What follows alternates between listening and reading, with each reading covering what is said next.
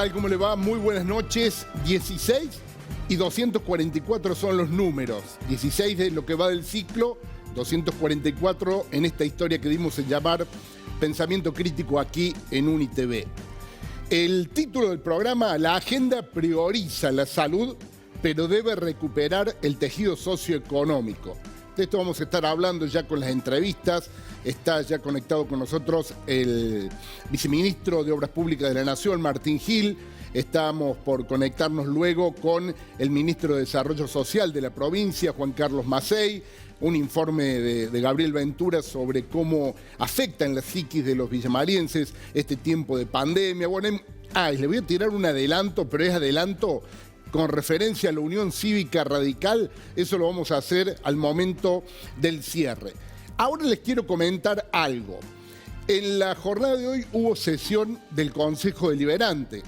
Como se conoció ayer, el bloque opositor había impulsado un proyecto para ampliar la franja horaria en algunas categorías, particularmente en lo que tiene que ver con comercio y en lo que tiene que ver con gastronomía, restobares y demás. Bueno, el dato, la información es que hoy fue presentado para tratar sobre tablas y fue rechazado, con lo cual en Villa María no hay ampliación horaria ni para comercios ni para gastronomía. Los representantes de estos sectores habían marchado hasta el Consejo Deliberante. El dato político de esto es que esto se rechazó con el voto de los concejales que llegaron por la bancada oficialista. Los 5 que responden al intendente en uso de licencia, Martín Gil, y los 2 que responden al ministro de Industria de la provincia, Eduardo Castelo. Votaron los 7 peronistas juntos, con lo cual se rechazó en las primeras horas de la tarde de hoy este planteo de la oposición, con lo cual en Villa María sigue todo igual. Ahora sí, vamos a ir en búsqueda de nuestro primer invitado. Está con nosotros el viceministro, el secretario de Obras Públicas de la Nación, ahí ya lo tenemos. Martín Gil, ¿cómo le va? Muy buenas noches. Hola Leo, buenas noches. Un saludo a vos y a toda la gente que está viendo el programa. ¿Lo tiene preocupado el tema de la pandemia y lo que está pasando en Villa María, en Villanueva, en todo el país seguro? Pero le pregunto por acá, por la Tierra Chica. Sí, por supuesto. Estamos en contacto permanente con las autoridades, tanto de Villanueva como de Villa María, de la provincia, con el resto de los intendentes de la región, con autoridades de distintos sectores, pero la situación está complejizándose en el interior del país. En el caso de nuestra ciudad tenemos la particularidad de ser cabecera de un conjunto de localidades, 70 localidades que han tenido casi simultáneamente, muchas de ellas, brotes que requirieron estar ocupando la capacidad sanitaria del sector público y del sector privado desde hace aproximadamente 10 días. Los principales actores que están trabajando en el frente de batalla, el doctor Arroyo, Darío Quinodós, otros actores del COE, también han contraído la enfermedad, en algunos casos han tenido que ser internados. Estamos teniendo también el dolor de la pérdida física de distintos villamarienses y vecinos de la región, cuestión que se ha acostumbrado como cierta normalidad a tener esa información todos los días. Y evidentemente esta situación se está tornando cada vez más compleja a pesar de los enormes esfuerzos que han hecho todos los actores. Gil, ¿cuál es la opinión? El sector privado, todos los actores, pero la realidad es esta y evidentemente requiere un monitoreo permanente. ¿Cuál es la opinión que da usted? O le pregunto, ¿cuál es su opinión? Recién usted escuchaba lo que pasó hoy en el Consejo Deliberante. Los gastronómicos y otros sectores marcharon hasta el Consejo Deliberante. Si a Gil, el resto del equipo, Rosso, llámese y demás, le preguntan, le dicen, ¿cuál es su postura sobre dar más restricciones y flexibilizar? En este momento, ¿qué dice usted?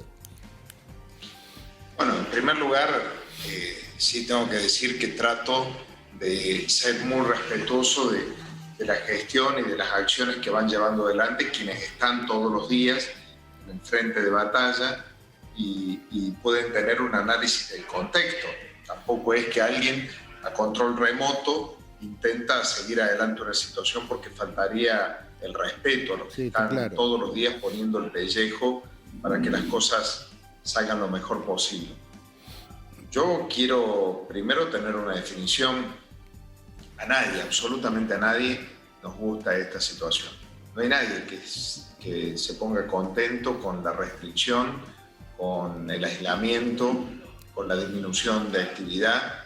Lo cierto es que el virus se desarrolla de manera exponencial cuando existe circulación comunitaria, cuando se dan condiciones de mayor vinculación social y cuando los protocolos de cuidado que todos estamos llevando adelante no resultan ser suficientes para poder abordar la situación.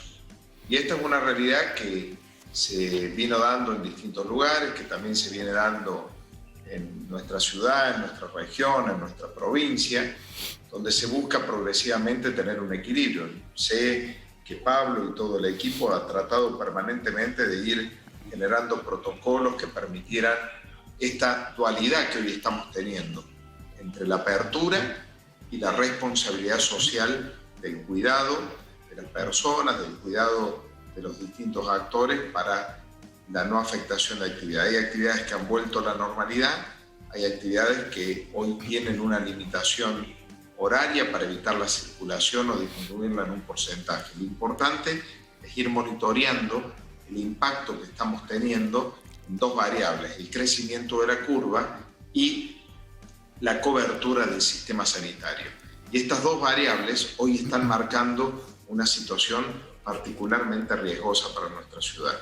Tenemos una tasa de crecimiento en el día de ayer entre Villa María y Villanueva, que los tenemos que pensar como una misma realidad. Hemos superado los 180 casos en el día y con un esquema sanitario con una cobertura casi total. De hecho, me tocó enviar un segundo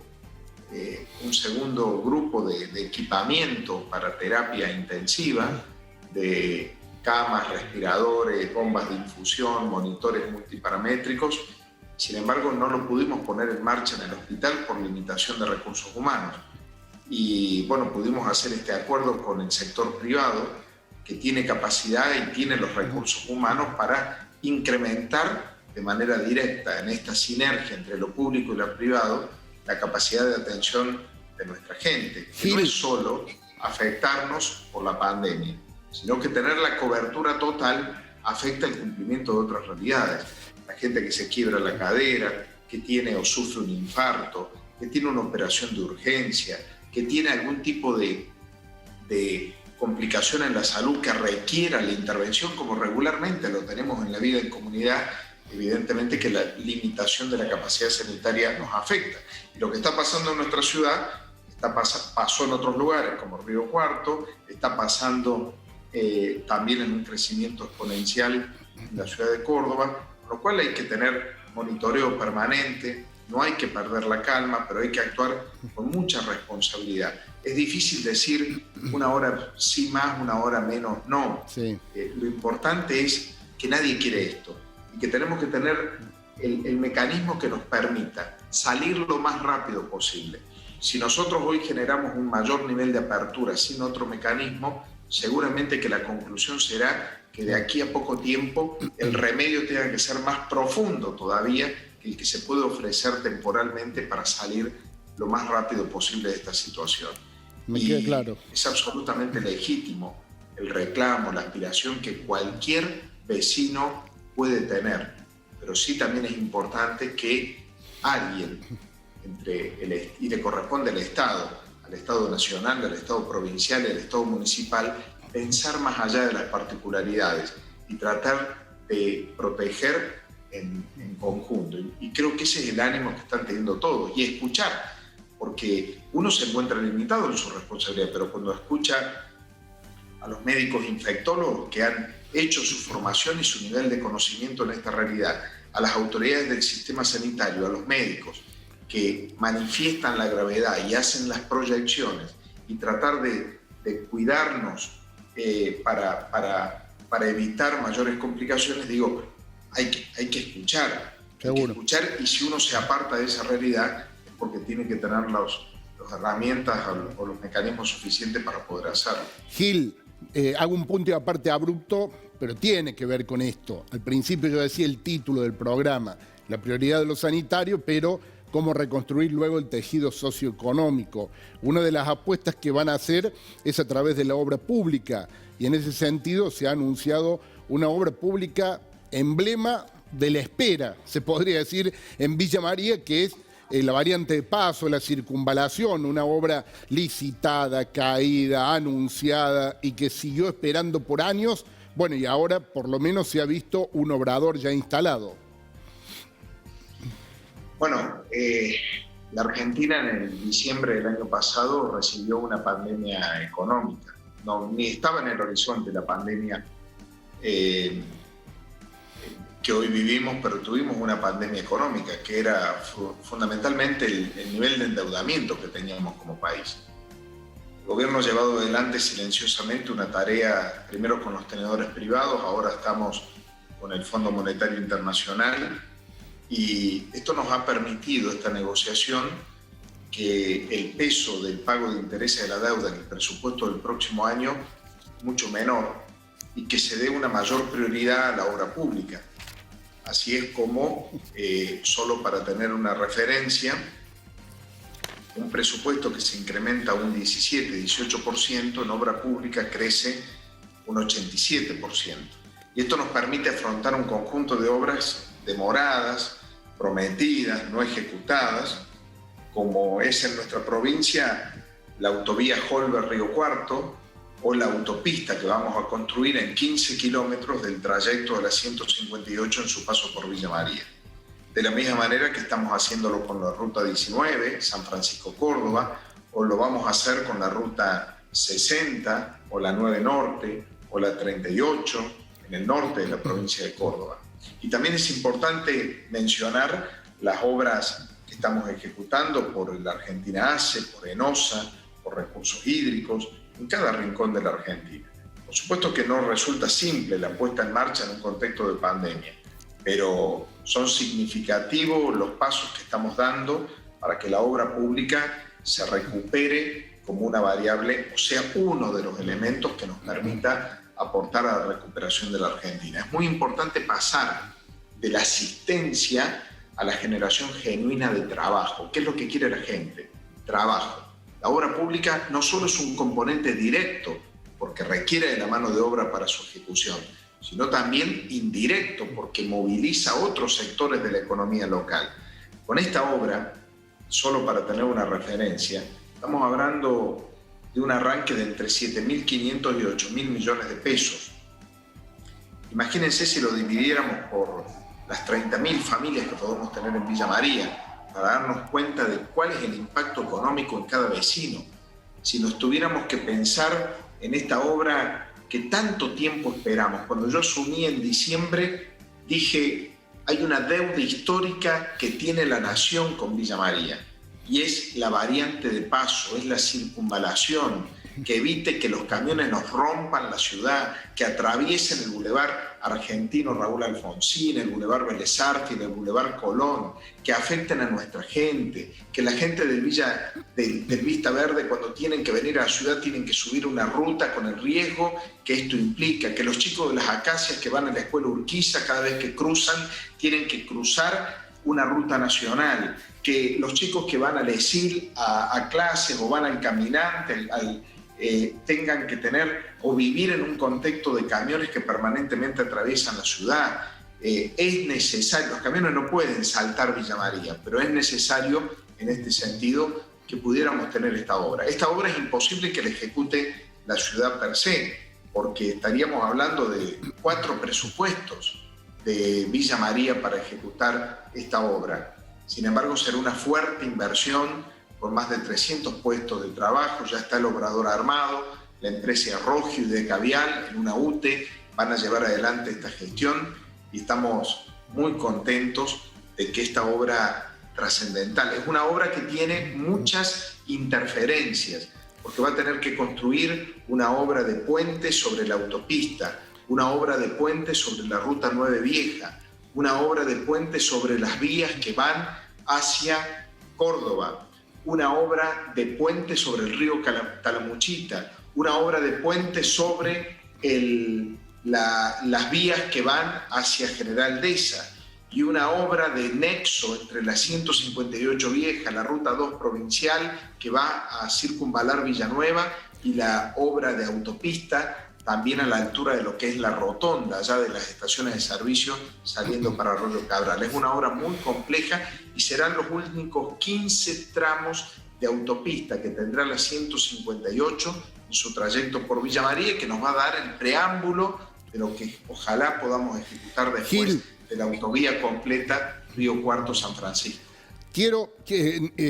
Tengo dos preguntas finales por el tiempo que tenemos, pero le voy a hacer una primero. Tema viviendas, creo que es una de las grandes demandas. Y en las redes vemos permanentemente, cuando hay alguna presentación del municipio, inclusive para el Día de Villa María, en nuestras propias redes, en UniTV, hay muchas preguntas sobre el tema de las 47 viviendas, que es otra herencia que quedó de años anteriores. ¿Tiene algo en uno y otro sentido? Sí, estamos trabajando intensamente con el Ministerio de Hábitat para la implementación de herramientas que nos permitan ejecutar viviendas y programas de acceso al suelo en la provincia de Córdoba, en todo el país y en nuestra Villa María. Pero lo primero es cumplir los compromisos. Con Pablo venimos trabajando muy intensamente en terminar de resolver junto con la provincia la entrega de los lotes que se habían recibido en el programa Lo Tengo, que habían sido asignados y que por cuestiones administrativas se demoran, y estamos muy prontos a poder concretarlo, para permitir, entre otras cosas, poder acceder al programa Procrear. Del mismo modo, ustedes saben que fuimos cumpliendo parcialmente la entrega de viviendas con fondos propios del municipio de aquel programa de 250 viviendas. Hace aproximadamente 2 años y medio, decidimos comenzar 47 viviendas faltantes, incluso asignando muchas de ellas a personas con discapacidad.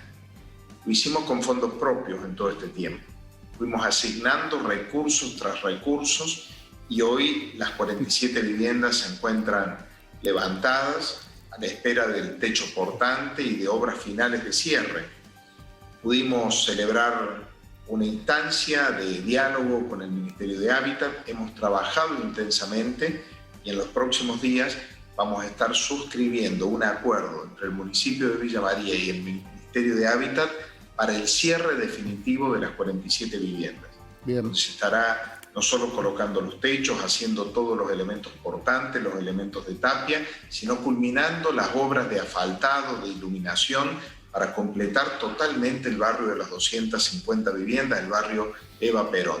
Estas van a ser una realidad. Lo hicimos con mucho esfuerzo. Llegamos hasta donde podíamos con los fondos municipales. Nunca abandonamos la ejecución de esta tarea y ha sido uno de los objetivos que nos propusimos desde el primer día que iniciamos. Si Dios quiere, ya tenemos la factibilidad técnica, ya se aprobó el proyecto que va a significar una inversión de más de 170 millones del Estado Nacional para culminar definitivamente las 47 viviendas y toda la infraestructura del sector y poder cumplir el sueño de las familias que hace tanto tiempo que esperan y las familias que hace 2 años le asignamos por su condición de tener en su grupo familiar una persona con discapacidad la posibilidad de asignarlo. Este compromiso no nos olvidamos, lo vamos a cumplir y simultáneamente trabajar con otras instancias y otros proyectos que venimos llevando adelante con Pablo para que el acceso a la vivienda sea un derecho que efectivamente lo podamos cumplir. Gil, le agradezco, ya lo tenemos en contacto al ministro Massey. Me quedan unas preguntas políticas, pero ya lo haremos en otra oportunidad. Ha sido un gusto y muchísimas gracias. No, muchas gracias a vos, Leo. Un saludo a toda la ciudad y bueno, ojalá que en los próximos días la curva de contagios comience a descender y nos permita ir recuperando progresivamente la normalidad. Muchas gracias. No, gracias a usted. Bien, era el secretario de Obras Públicas de la Nación, Martín Gil, con definiciones interesantes, primero en el ámbito sanitario, luego en el ámbito de la obra pública y finalmente precisando un tema que viene siendo exigido con vasta razón por parte de los beneficiarios, que es el tema de las 47 viviendas que Gil ya comprometió que habrá una solución a través de el ministerio que preside a nivel nacional, María Eugenia Bielsa, el Ministerio de Hábitat, así que ahí habrá una importante definición. Bueno, me dicen ustedes si estamos en condiciones, podemos, bueno, vamos a esperar entonces un ratito. La idea de hablar con Macei es parte de lo que decía recién Gil, esto de pasar de la cuestión del asistencialismo a poder pasar a una instancia generadora real de trabajo, ver de qué forma están trabajando los distintos actores en los distintos niveles. Hoy hay una idea que se ha establecido y que no hay margen para más nada, que es el trabajo en conjunto, entre nación, entre provincia y municipios. Y además, en Villa María ha habido, en el ámbito de la salud particularmente, un ejemplo también de cómo se ha trabajado coordinadamente entre lo público y lo privado. Lo decía Gil. Han llegado al Hospital Pasteur primero 12, creo que eran unidades, y se montó una terapia intensiva con aportes de la Nación. Ahora llegaron otras 10 camas, creo que es para el sector privado, para las clínicas. Así que bueno, es un trabajo en conjunto que se viene realizando para tratar de llegar a dar respuesta a una pandemia que por ahora está batiendo con todo número y con toda infraestructura que se le quiera uno poner adelante. Bueno, ustedes me dicen cuando estemos en condiciones. Bueno, bien. Bueno, ya está entrando Macei, estamos, perdón, mi desprolijidad, porque bueno, los técnicos están trabajando a 4 manos para tratar de tener el objetivo cumplido, que es dialogar con el ministro de Desarrollo Social de la provincia, Juan Carlos Macei. Estamos con las pruebas pertinentes, es uno de los hombres que más experiencia tienen. Bueno, vamos a ver si nos escucha. Ministro Macei, ¿cómo le va? Buenas noches, gracias por atendernos. ¿Qué tal, Leo? Buenas noches, un gusto. Bien, mire, le voy a contar algo. Cuando hoy hablaba con algunos pares suyos y le contaba que había en el programa, por ahí algunas preguntas, me dice, vas a hablar con el ministro más optimista que tiene el gabinete en un momento difícil. El gobernador Schiaretti y ustedes, la gestión, vienen enfrentando incendio, pandemia, el tema de inseguridad con el tema Blas y tantas otras cosas que han pasado todas juntas en este tiempo. ¿Cómo se hace para ser optimista en este momento tan difícil? No, bueno, el tema del optimismo, como dice mi querido gobernador, el gringo Schiaretti, es mi principal virtud, mi principal defecto, así que lo tomo como es. Este es un tema, de cada uno. Uno siempre trata de mirar el medio vaso lleno, que lo que nos ayuda es a ponerle más fuerza, más esfuerzo, más ganas. Yo he aprendido, en la vida y en la política, que a veces el no es ni, o a veces cuando se cierra una puerta hay que tratar de buscar la otra para abrirla. Bueno, eso es un poco lo que ha llevado en mi vida, pero estamos, sí, por supuesto, en una situación muy difícil, no solo Córdoba, sino el país, ¿no? Porque la pandemia ha hecho estragos en el tema económico. Todos sabemos de que Argentina, allá por diciembre del 2019, estábamos con 35,5% de pobreza, 8% de indigencia, más de 20 meses de recesión económica y con inflación moderada, ya casi alta. Y bueno, después nos agarró la pandemia en marzo con la paralización de la economía y bueno, los números que hoy tiene la pobreza, la indigencia, la desocupación, nos duelen muchísimo, pero no nos sorprenden, porque en realidad iba a ser lo que tenía que ser. Y bueno, nos tocó la pandemia de los incendios en Córdoba también, así que le estamos poniendo realmente el hombro a todo eso, con el trabajo arduo de nuestros bomberos, nuestro plan de manejo del fuego, con nuestros brigada aérea, nuestros aviones hidrantes y todo el trabajo del gobierno provincial. y a nosotros, en el caso del gabinete interministerial, nos toca un poco trabajar rápidamente en la remediación, Ministro, la remediación de todos los afectados, lo sí. social, la productiva y la ambiental. ¿Hay algún punto, no sé si es la ley de bosques, sanciones más duras, hay algo que le esté faltando al gobierno de Córdoba?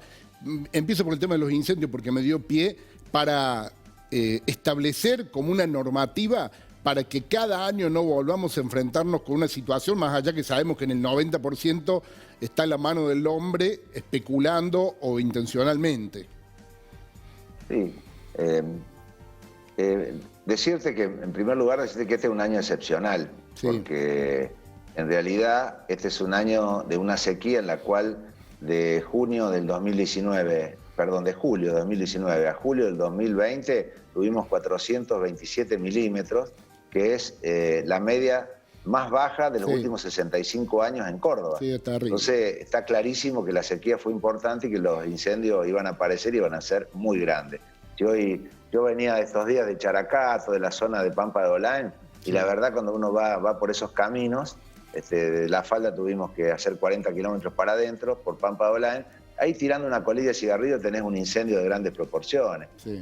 La mano del hombre está, en el Código Penal, digamos, está las sanciones y están las sanciones y son bastante severas. Algunos proyectos ahora de ley nacional hablan de sanciones más severas todavía. Sí. Bueno, puede ser, pero yo creo que en este tema la solución es una cultura, que pueden tener todos los países que tienen esta situación de posibilidades grandes de incendios, como puede ser Australia, como puede ser Estados Unidos con California. Lo hemos visto hace 20 días atrás, no más de 20 días, California tuvo 500.000 personas evacuadas y 2.500 casas quemadas. Y bueno, ellos también tienen logística importante como para contener los incendios. Sin embargo, cuando Carlos, la sequía es grande, los incendios son incontenibles. ¿Y una precisión o algo más preciso con respecto al uso posterior de esas tierras incendiadas no sería también un aporte? Sí, nosotros en la ley de bosque, en el artículo 30, dije claro que donde haya un incendio no pueden hacer ningún tipo de cambio del uso del suelo. Y bueno, ahora se están planteando algunas leyes nacionales sobre el tema. Creo que el ministro Cabandier y la Nación también ha avanzado sobre ese tema. Bueno, me parece que puede ayudar, pero no obstante nosotros en la ley provincial de bosque lo tenemos, el artículo 30, que no se puede. Ahí hay algunas cuestiones que son muy importantes, ¿no? Porque la remediación ambiental, nosotros a través del Ministerio de Coordinación, este gabinete interministerial, que participa el Ministerio de Desarrollo Social, el Ministerio de Agricultura y por supuesto también en el Ministerio de Coordinación con la Secretaría de Ambiente, se ha armado una mesa de trabajo interministerial, pero se ha armado una mesa ambiental, en la cual ahí participan todas las universidades, las ONG que llevan adelante los temas, y sabemos que en la remediación muchas de las pastizales no hay problema, pero muchos árboles necesitan de muchos años para su recuperación. Ministro, en ese sentido hay que trabajar fuertemente en las áreas que realmente son zonas rojas, en la cual no puede haber ninguna otra cuestión que tenga que ver inmobiliaria. Yo lo que creo en este tema, que yo creo en las cuestiones, en los grises, ni en lo blanco ni en lo negro. Ni todo es incendios para hacer desarrollo inmobiliario o situaciones ganaderas, o tampoco es el libre albedrío, digamos, en el tema ambiental, ¿no? Lo llevo a lo suyo.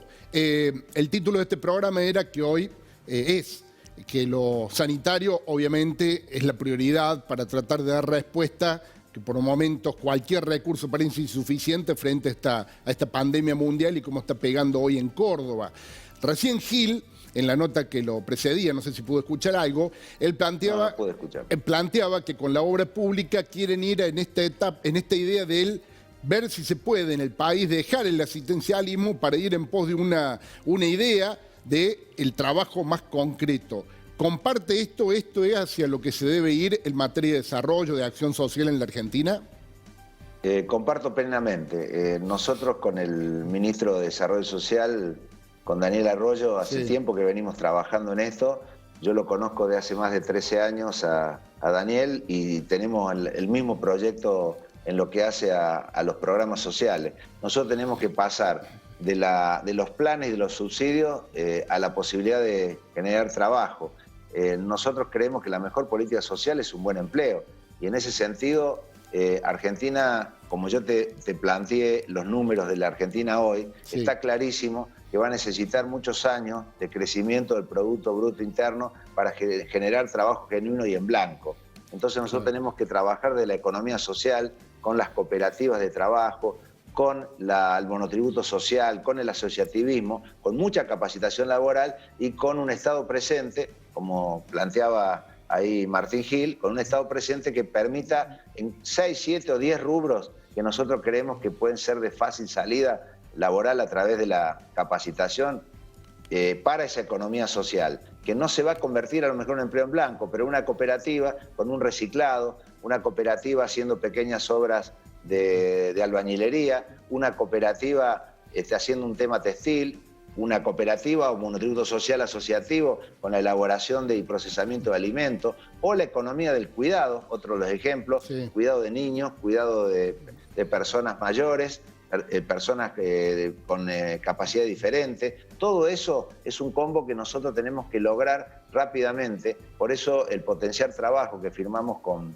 Daniel Arroyo, lo que significa la posibilidad de todos los lugares de asentamientos vulnerables, llevar adelante un programa de mejoramiento de barrio y el 25% mínimo hacerlo con la gente que pueda llegar a hacer la albañilería, la plomería, la herrería, todo lo que tengamos que hacer, porque esa gente no va a poder vivir nada más que, si no la condenamos de que el Estado.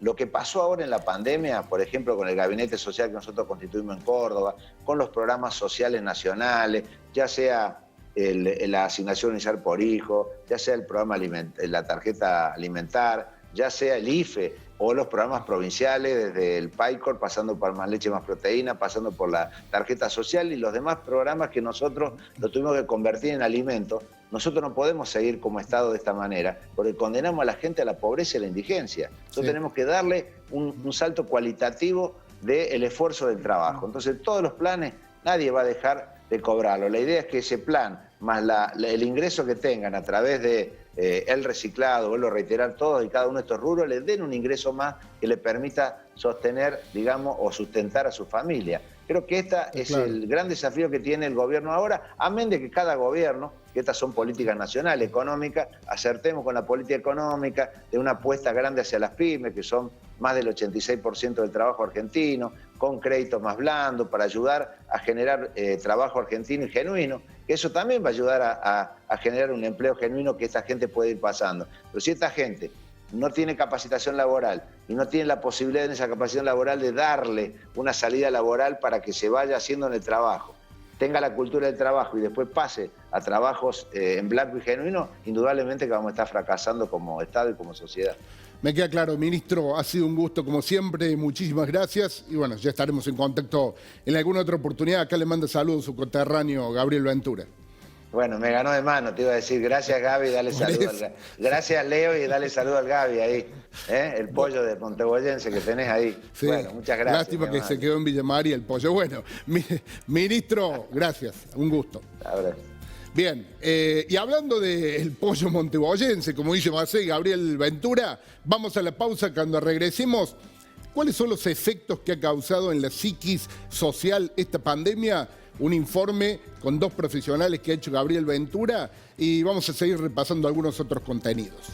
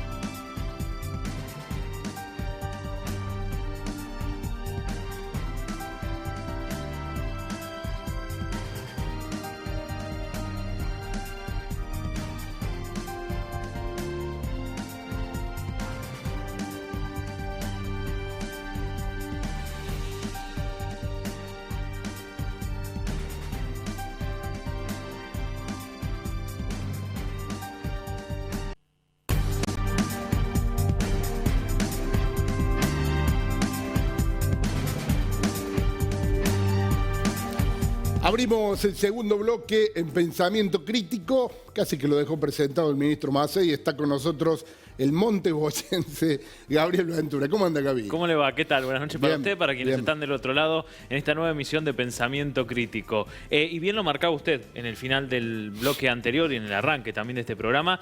Nos interesó esta semana indagar un poco sobre los efectos psicológicos de la pandemia. A ver, vamos a cumplir en pocos días 7 meses de aquel día en que se dictó el aislamiento, muy restrictivo en su comienzo en nuestro país, y desde ahí hubo muchas actividades sociales que hemos perdido. Estamos confinados en nuestras casas, nos estamos cuidando, y mientras fuimos avanzando en esta pandemia también se fue afectando nuestra psiquis. Y nos pareció muy interesante poder dialogar con profesionales de la ciudad y la región sobre cómo ha afectado desde lo psicológico esta pandemia a los adultos, pero también a los más pequeños que están sin ir a la escuela, sin juntarse con sus amiguitos y amiguitas a jugar. Así que vamos a indagar en este informe y si te parece, Leo, podemos... Déjame decir algo Sí. con respecto a también otro de los objetivos que no hemos planteado, que lo hemos hablado con vos muchas veces.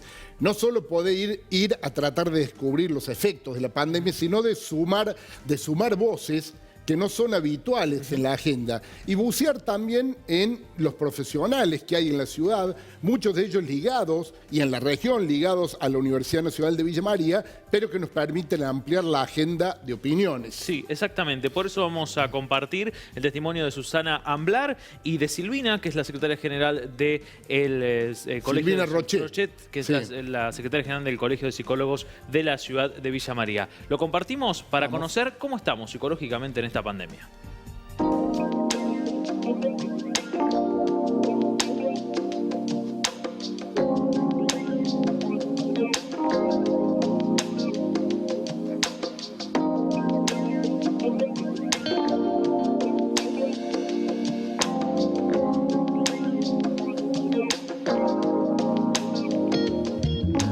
En primer momento, la pandemia a nivel de la salud mental, si lo vemos a nivel de Estado, no fue contemplada como desde un enfoque integral, porque fue pensada únicamente desde mi punto de vista, desde lo biológico, ¿no? Y la salud mental en sí es una condición de bienestar, de equilibrio, en el cual se configuran todos los aspectos psicológicos, sociales, culturales.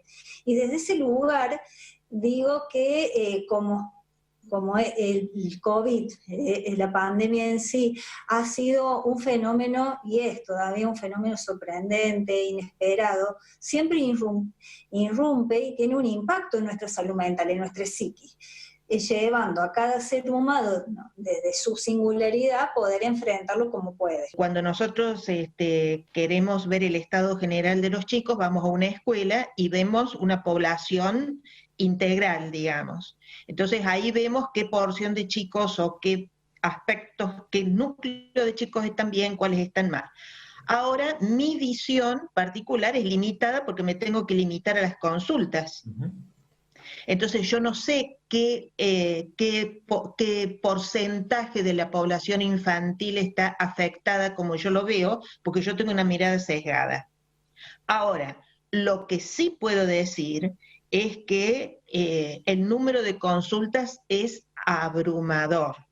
O sea, sí puedo comparar con las consultas y el tipo de consultas que se hacían antes de la pandemia. Hay sujetos que lo vivencian con mucha angustia, con otros con temores, con situaciones de, como es en el tema de transitar el trastorno del sueño, con angustia, como le decía, tristeza, mucha preocupación.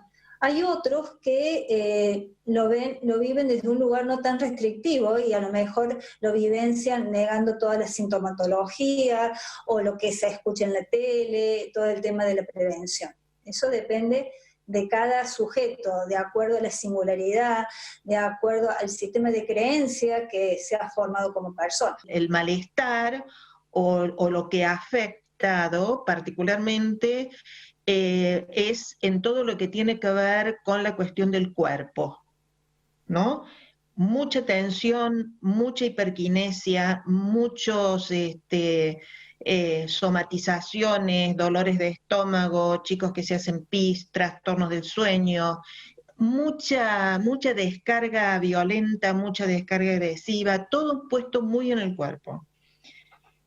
Hasta chicos que se les ha caído el pelo, por ejemplo, o que tienen problemas en la piel, ¿no? Muchas somatizaciones. Algunos han parado los tratamientos, otros han tomado esto de la posibilidad de la teleasistencia, otros consultan desde un lugar de lo cotidiano, porque en sí este fenómeno cambió, diríamos, el norte de cualquier rutina de lo que veníamos realizando. Entonces cambiaron los escenarios, cambió el escenario de la escuela, el del trabajo, el de la convivencia en el hogar, cambió todo. Y desde en este sentido, al cambio, al transformarse, es como que hay sujetos que tienen distintos momentos para ir, no sé si adaptándose, porque es bastante difícil adaptarse a estas situaciones, ¿no? Pero ir viviendo el aquí y ahora, buscando y apoyándose en los recursos propios, el estar consciente, el de tener sus capacidades, sus debilidades. Por lo menos va a haber 2 o 3 poblaciones de chicos en las que la pandemia, cuando los chicos venían con un cierto grado de dificultad, determinadas dificultades se van a acentuar. Los chicos que venían sin ningún tipo de dificultad, es muy posible que cuando reanuden su vida cotidiana, esto se va a ir acomodando, no van a tener consecuencias, ¿no? Va a ser un mal recuerdo, obviamente, pero las dificultades que pueden haber tenido en esta época van a desaparecer rápidamente. Los que sí nos preocupan son los chicos que venían con dificultades, esto yo lo había escrito en una nota, con los chicos que venían con mucho problema para despegarse del núcleo familiar y por lo tanto para integrarse a la escuela. Porque si ustedes me preguntan, ahí sí me hago cargo de estar generalizando, digamos. ¿Cuál es el punto esencial en el que la pandemia joroba a los chicos? Es que los chicos, en nuestra cultura y en casi todas las culturas, desde que nacen, están destinados a ser despegados de los padres para ir a un grupo exogámico, ¿no es cierto?, cuya función principal la cumple la escuela. Y la cumple la escuela porque es un lugar obligatorio, porque todos tienen que ir, porque tienen otras autoridades. Entonces, toda la vida del chico, desde que nace, nos hemos estado esforzando, y el chico también esforzándose para hacer un despegue que les ha costado mucho. Algunos lo lograron mejor, otros peor, y particularmente en esta época, es un asunto que está trayendo muchas dificultades porque hay mucha dificultad de los chicos para adquirir independencia. Entonces esos van a ser los más perjudicados. Si los docentes están preocupados y con miedo, si los padres están con miedo, si no se logra preparar los protocolos como corresponde y todo lo demás, entonces eso que creemos que es ideal para los chicos, que es ir a la escuela, y bueno, se convierte en algo negativo, digamos. Uh-huh. Así que yo creo que a esto hay que ponerle mucho cuidado. Nadie duda de que los chicos tienen que volver lo antes posible a clase,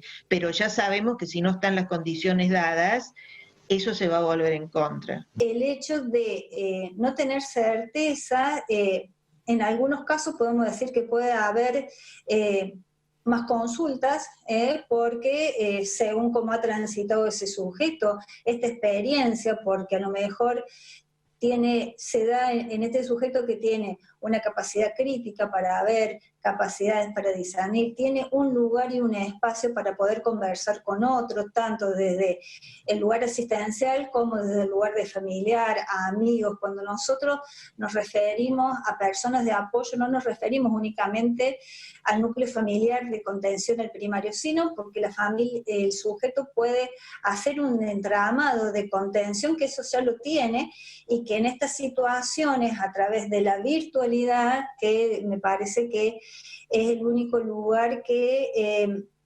continúa teniendo redes con otros, diríamos, ¿no? Pudiéndose ver, que esto de la virtualidad ya estaba. Únicamente que ahora le estamos dando otras modalidades. A veces la gente joven está más en contacto con esto de la virtualidad porque ellos nacieron con esto y entonces conocen todos los modos. Lo que sí ha generado de las personas adultas el aprender, continuamente estar aprendiendo cosas, lo novedoso, de sostener los trabajos, de sostener la escuela desde otros lugares. Hoy en día, más allá que estemos en ciudades chicas, como, bueno, yo no soy de Villa María, pero soy de una ciudad más chica, de Belleville, todo pasa a través de, diríamos que el escenario es la casa. En la casa cambian distintos roles, en algunos momentos es escuela, en otros momentos trabajo, en otros momentos hasta a veces se convierte la casa en un lugar de sostener esos espacios de distracción, que es el ocio.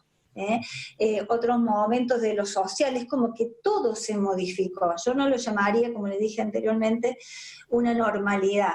Sí que nos tenemos que ir acostumbrando de a poco. No sé cuánto tiempo va a durar esto, todavía no sabemos cuánto tiempo y en qué momento va a salir la vacuna, si va a dar resultado.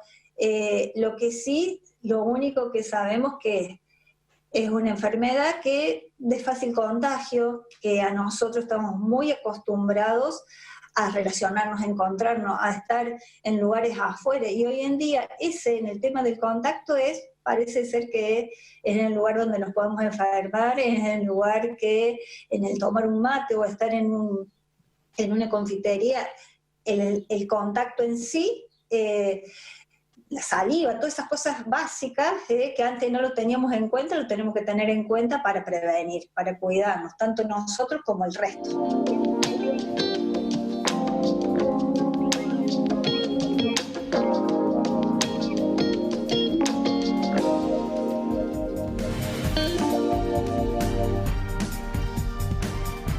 Otro interesante producto, Gaby, muy buen trabajo, dando un punto de vista que hasta aquí no lo habíamos cosechado. Sí, coinciden las profesionales en chicos y en grandes, en la infancia y en la adultez. Hay algunos problemas que son similares, hay problemas que van a tener que ver con el momento en que tengamos que volver a relacionarnos, claro. Pero también son conscientes y lo aclaran que han crecido las consultas por estos meses, donde la casa se ha vuelto en el entorno para ir a la escuela, para trabajar, para el ocio, para la reunión familiar, para todo, para la vida misma. Sí.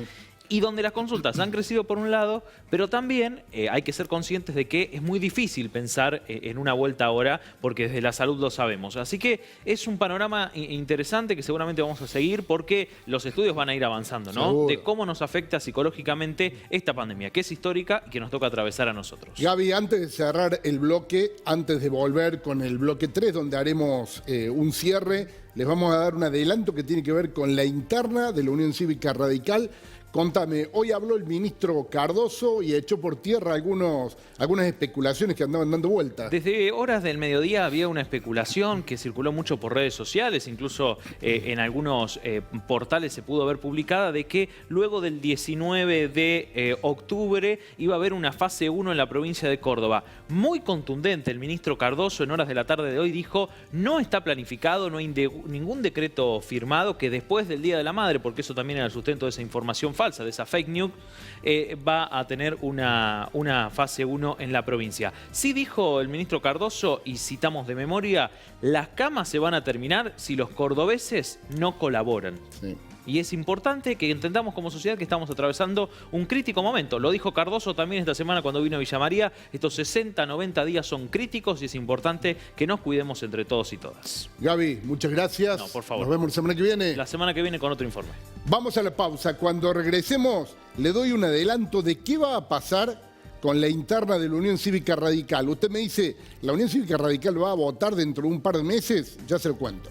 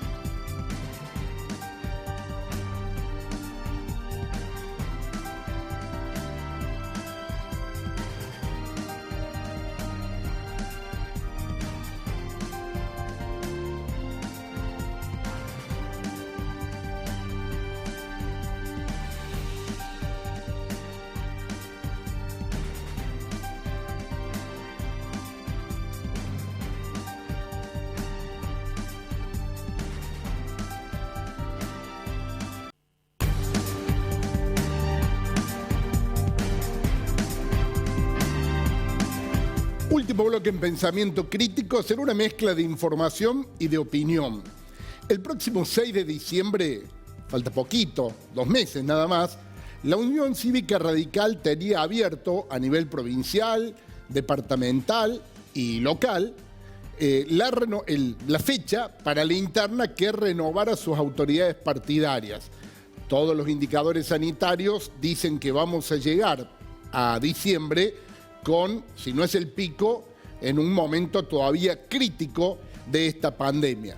Con lo cual, desde nuestra humilde opinión, con buen tino, el Congreso Provincial de la UCR, liderado por Rodrigo de Loredo, el otro hombre fuerte que hoy tiene en disputa con Ramón Mestre, que es el presidente del partido, acaba de sacar en la jornada de hoy un comunicado con lo cual el Congreso Provincial echa por tierra, deja sin efecto la fecha del 6 de diciembre para votar y para renovar las autoridades provincial, del departamento, que en el departamento lo tiene a Ignacio Tagni, y también en el ámbito de Villa María y de Villanueva. Marcelo Baroto en Villa María y Tagni en Villanueva.